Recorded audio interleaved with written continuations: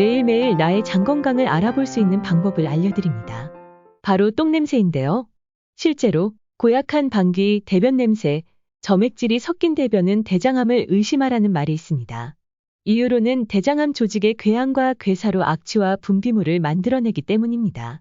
독한 대변 냄새가 대장암의 신호다라는 연구 결과도 있으니 가볍게 받아들이지는 마세요.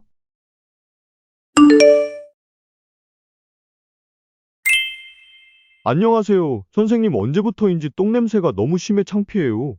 제가 특별히 변비도 아닌데 방귀냄새, 똥냄새가 지독합니다. 그렇다면 잘 들어보세요.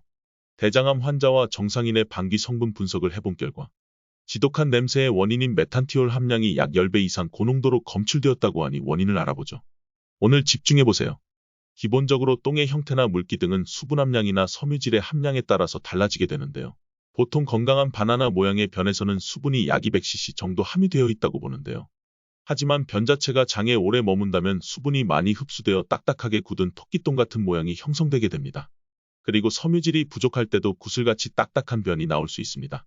토끼똥이 뭉쳐져 나올 수도 있고 묽은 똥이지만 뚝뚝 끊길 수도 있으므로 대변은 나의 장 건강에 밀접한 관계가 있다고 보시면 됩니다. 이번에는 똥냄새에 대해서 알아보겠는데요.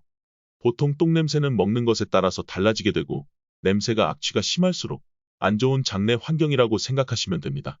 평소에 섬유질이 많은 채소나 잡곡 위주로 섭취를 했다면 이러한 섬유질들을 먹이로 하는 유산균이나 유익균들이 장에서 자리 잡게 되어서 발효성 냄새나 악취들이 덜 나게 됩니다. 장내에 유익균이나 비피더스균들이 우세하다면 된장 같은 구수한 냄새가 난다고 합니다. 반대로 섬유질이 부족한 식습관을 예로 들어보면 채소가 부족한 고기 위주나 가공식품, 인스턴트 식품 위주로 섭취하는 습관인데요. 이런 식사가 자주 발생된다면 우리 장내는 유산균의 먹이인 섬유질이 부족하게 되고 오히려 유해균들의 먹이가 늘어나는 꼴이 되는 것입니다. 대장균이나 비브리오균이 우세하게 된다면 음식을 분해하면서 암모니아나 황화수소, 페놀 같은 유해 물질을 만들게 되고 이런 것들이 악취를 더욱 심하게 만들 수 있습니다.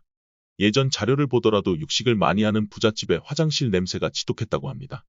이것으로 부자인지 아닌지 판단이 된다고 하니 어느 정도 장내 환경에 따른 냄새는 일리가 있다고 봅니다.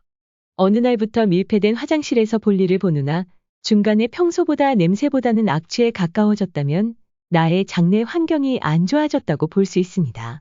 그렇다면 이제부터라도 장내 유익균을 늘리기 위해 섬유질이나 채소, 잡곡 같은 걸 많이 섭취해야 합니다. 그리고 쉽게 접할 수 있는 인스턴트 식품이나 기름진 음식을 줄이는 노력도 필요합니다. 냄새의 종류에 대해서 알아보겠습니다. 첫 번째, 계란 썩는 냄새인데요. 원래 단백질이 소화될 때 장내에서 유황가스나 황산염 같은 것들이 생성이 되는데 계란뿐만 아니라 육류도 마찬가지로 소화될 때 대변에 많이 함유되기 때문입니다. 그리고 브로콜리나 양배추, 콜리플라워 같은 채소들, 마늘, 유제품 등을 먹었을 때도 그런 냄새가 날 수 있다고 합니다.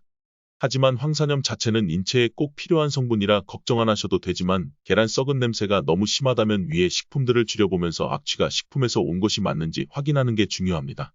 두 번째는 썩은 양파나 시큼한 냄새로 일반적으로 소화불량 환자들 중에서 많이 나오는 현상인데 소화가 잘 되지 않다 보니 위산 성분이 대변에 많이 함유되는 경우입니다.